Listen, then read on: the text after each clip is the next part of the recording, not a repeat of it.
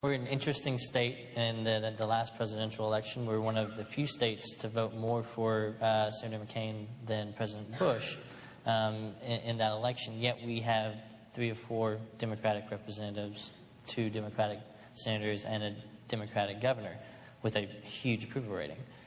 And Senator Lincoln is drawn, seems like 12, 15 Republican challengers and 1 Democratic in the primary.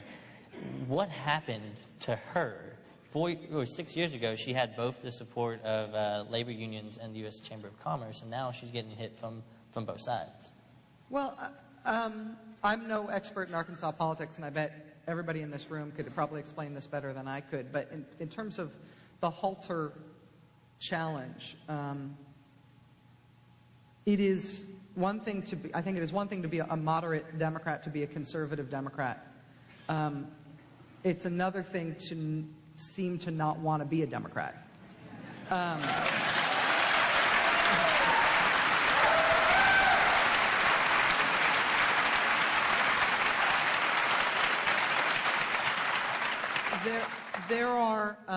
There are ways to talk about health reform right now. For example, we were just reading, backstage, we were just reading Senator Lincoln's statement on health reform, which she voted for when it passed. She voted for the Senate bill. I mean, all the Democrats voted when it passed the Senate. And she now says she's going to vote against this package, right, the reconciliation package, which is the thing that's going to make health reform law. And she says she's going to vote against that reconciliation package because she doesn't like the process by which it was passed. And there's no, I have to say, I mean, in context, there's nothing particularly egregious about the context in which the reconciliation package was passed. There's also nothing particularly objectionable in the reconciliation package. I mean, she may object to specific things in it, but this is not a controversial bill. This is taking Ben Nelson's special deal for Nebraska out of the health reform bill. This is taking the Mary Landrieu's special deal for Louisiana out of the bill. This is changing the tax on expensive plans.